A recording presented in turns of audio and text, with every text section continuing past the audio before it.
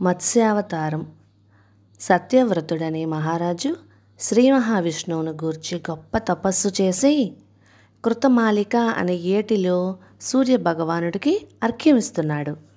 అప్పుడు ఆ దోసిలి నీటిలో ఒక చిన్న చేపపిల్ల కనిపించింది.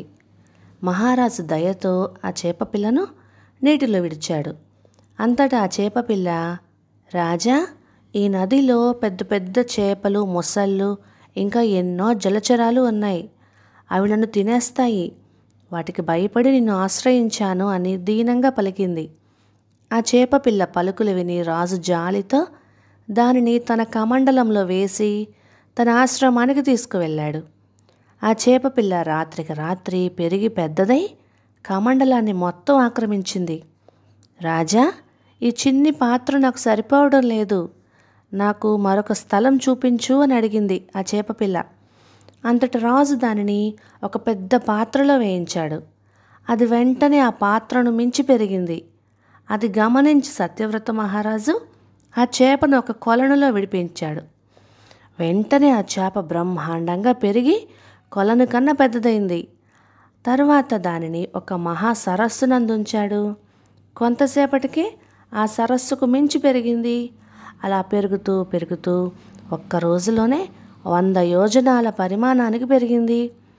ఆ మహత్యం చూసి మహారాజు ఎంతో ఆశ్చర్యంతో ఆ చేప మామూలు చేప కాదని గ్రహించి సత్యవ్రతుడు 2 చేతులు జోడించి, స్వామి, మీరు సామాన్యులు కారు, సాక్షాత్తు దైవస్వరూపులు, మీ నిజరూపం చూపించి కరుణించండి అని వేడుకున్నాడు. అప్పుడు చేపరూపంలో ఉన్న శ్రీమన్నారాయణుడు ఈ విధంగా చెప్పాడు. మహారాజా, నీవు చాలా పుణ్యాత్ముడవు కనుక నేను చెప్పే మాటలు జాగ్రత్తగా విను. సరిగ్గా ఇప్పటికి 7 రోజుల తర్వాత బ్రహ్మకు పగటికాలం పూర్తవుతుంది. ఆ సమయంలో మహా జలప్రళయం సంభవించి ఈ 3 లోకాలు నీటి యందు మునిగిపోతాయి. అప్పుడు నేను నీ వద్దకు ఒక పెద్ద నావను పంపెదను. ఆ సమయంలో నీవు భూమి మీద సమస్త సృష్టికి అవసరమైన అన్ని రకాల వృక్షజాతుల విత్తనాలు, ఔషధాలను సమకూర్చుకొని 7 ఋషులతో పాటు ఆ నావలో ప్రవేశించుము.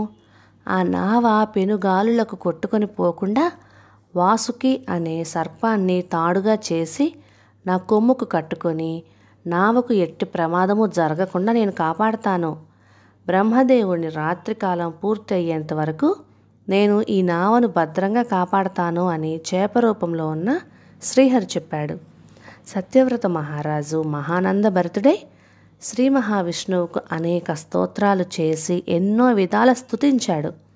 శ్రీమన్నారాయణుడు చెప్పిన విధంగా 7వ రోజున ప్రళయం సంభవించుచుండగా ఆనాటి ప్రవాహంలో నావ సత్యవ్రత మహారాజు దగ్గరికి వచ్చింది. శ్రీహరి చెప్పిన విధంగా సత్యవ్రతుడు సకల ఔషధాలను, బీజాలను సమకూర్చుకొని 7 మహర్షులతో పాటు తను నావెక్కాడు. ఆ అపారమైన జలనిధిలో చేపరూపంలో ఉన్న శ్రీహరి నావను అటూ ఇటూ తిప్పుతూ ఎలాంటి ప్రమాదము జరగకుండా చూస్తున్నాడు. ఆ అద్భుత దృశ్యాన్ని సత్యవ్రతుడు 7 ఋషులు తిలకించి శ్రీ మహావిష్ణువును వేద మంత్రాలతో స్తుతించి భక్తితో పూజించారు.